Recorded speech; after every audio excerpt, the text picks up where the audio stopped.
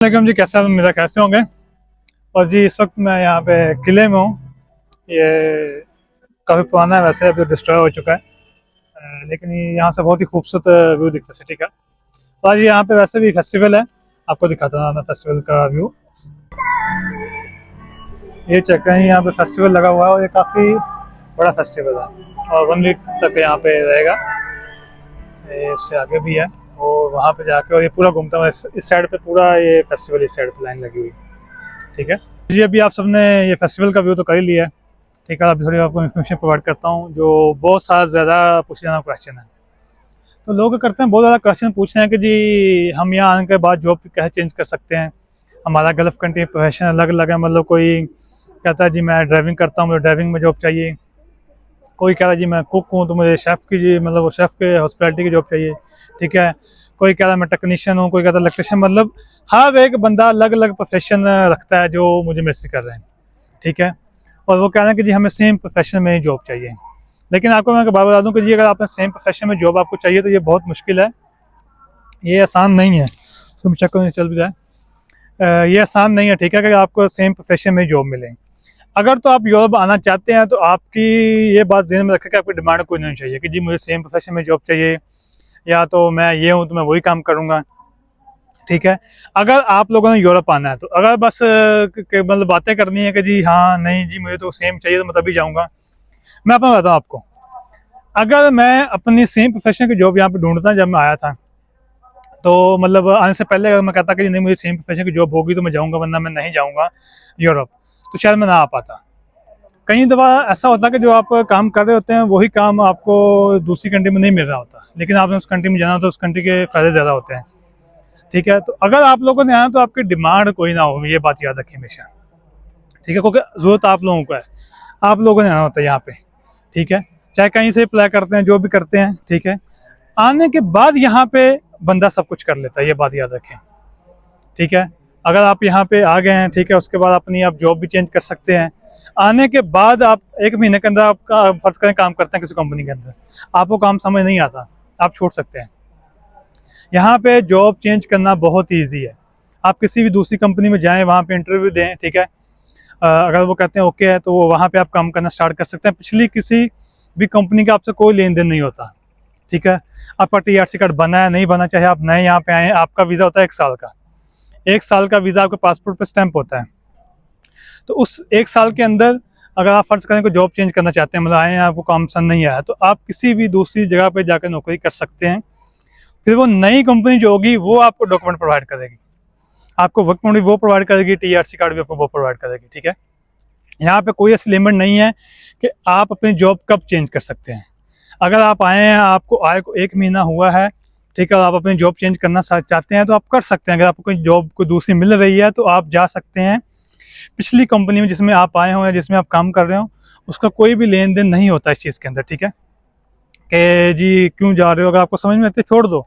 यहाँ पे job change करना बहुत ही ज़्यादा ईजी है बनस्पत किसी भी गल्फ कंट्री के। यहाँ पे आपको ना तो एनसी चाहिए, ना पिछली कंपनी को डॉक्यूमेंट चाहिए।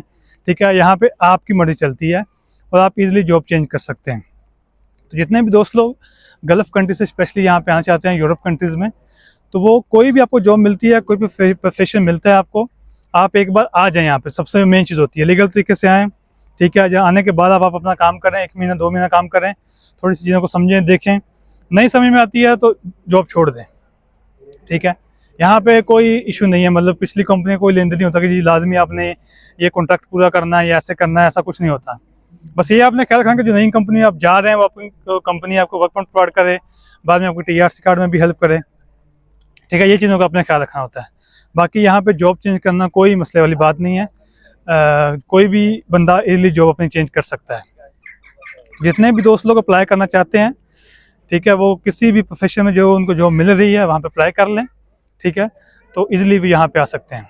मैं भी पोलैंड के वर्क परमिट का काम करवाता हूँ, लेकिन मैं सिर्फ वे हाउस वर्कर की वैकेंसीज मेरे पास आती हैं, मैंने कई दफ़ा बताया है, तो मेरे पास बस वही वैकेंसीज अवेलेबल होती हैं।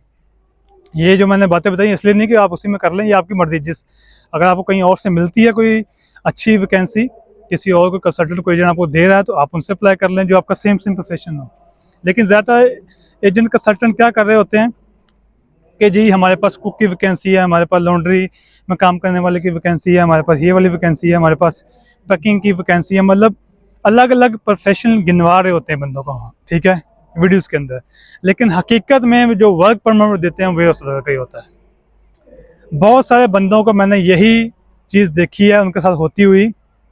कुछ लोगों ने अप्लाई ड्राइविंग में किया होता है, लेकिन उनको वर्क परमिट दिया जाता है वेयर हाउस वर्कर का। जब भी आपने अप्लाई करना है किसी भी कंसल्टेंट एजेंसी से, मेक श्योर करना है कि जो आप प्रोफेशन बता रहे हैं, ठीक है, वही आपका आपके वर्क परमिट के ऊपर मेंशन हो, ठीक है। कई दफ़ा वैसे बंदे को फंसाने के लिए कह रहे होते हैं कि जी आप चलो जी हमारे पास वैकेंसीज़ हैं, आप अप्लाई कर रहे हैं तो आपको वही वर्क परमिट मिल जाएगा। लेकिन असल में बाद में फिर क्या होता है, वो वर्क परमिट नहीं दिया जाता बंदे को, वेयर हाउस वर्कर का दिया जाता है, और फिर उसको फोर्स किया जाता है कि वही वर्क परमिट वो ले ले। वो फिर यही कहते हैं कि वहाँ जाके चेंज हो जाएगा। तो बात ये है कि पहले वो आप लोगों को सच नहीं बोल रहे होते, लेकिन बाद में जब आपको दे देते हैं वर्क परमिट तो फिर कहते हैं वहाँ जाके चेंज कर लीजिएगा आप। चेंज हो जाता है यहाँ पे, लेकिन बात तो ये है कि पहले वो आप लोगों से सच बोलें। लेकिन जो लोग हैं वो ऐसा नहीं करते, वो बस बंदों को फंसाते हैं, वर्क परमिट दे दिया, फिर बाद में देते भी वे उसका ही हैं। बहुत सारे बंदे मैंने ऐसे देख लिए हैं, ठीक है। वो कहते हैं हमारे पास कुक की वैकेंसी है, हमारे पास ड्राइविंग की वैकेंसी है, हमारे पास लॉन्ड्री में काम करने वाले बंदे की वैकेंसी है, लेकिन असल में जब वो वर्क परमिट इशू करते हैं तो वो वेयर हाउस वर्कर का ही होता है और सबको वही दे रहे होते हैं। इसमें कोई बुरी बात नहीं, लेकिन बात यह है कि वो कम से कम जो बंदा पहली बार अप्लाई कर रहा होता है उस बंदे को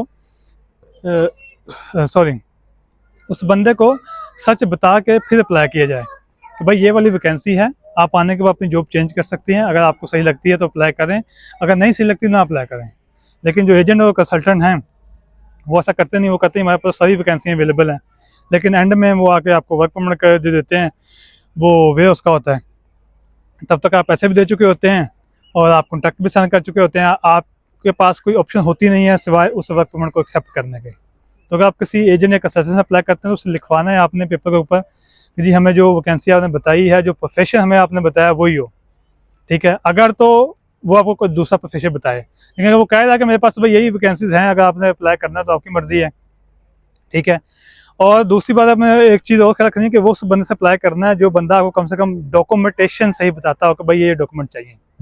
उस बंदे से कभी मत अप्लाई करें जो कहे जी आपकी एनसीबी मैं अरेंज कर दूंगा, सारे डॉक्यूमेंट मैं अरेंज कर दूंगा, बस आपने बस पासपोर्ट दी और अपने आईडी कार्ड कॉपी दी, ठीक है। ये बेसिकली ये बंदे फ्रॉड कर होते हैं बंदों के साथ, और बहुत सारे डॉक्यूमेंट चाहिए होते हैं। वर्क परमिट अप्लाई करने के लिए चाहिए होता है, वर्क परमिट खाली पासपोर्ट चाहिए होता है। लेकिन ये जो बंदे होते हैं ये आपको आसान तरीका प्रोसेस बताएंगे, जो थोड़ा मुश्किल प्रोसेस बताएगा ना आपका बंदा, हमेशा वही बंदा सही होगा। लेकिन जिस बंदे से आपको वर्क परमिट बेचना है वो आपको बिल्कुल आसान तरीका ही बताएगा कि जी बस समझो कि आप पोलैंड पहुंच गए, डॉक्यूमेंट तो कोई चाहिए नहीं, ठीक है, उसकी भी जरूरत नहीं है, उसकी भी जरूरत नहीं है, ठीक है, हम कर देंगे, हमारी भी हम मतलब सब कुछ करके देंगे। तो आप इस चीज़ को समझ जाएं जो लोग अप्लाई करना चाहते हैं। तो उम्मीद है जी आपको ये वीडियो अच्छी लगी हो। अगर आपको वीडियो अच्छी लगी हो तो मेरे चैनल को लाइक कर दीजिएगा और चैनल को सब्सक्राइब कीजिएगा। मिलते हैं इंशाल्लाह अगली वीडियो में, तब तक के लिए अल्लाह हाफिज़।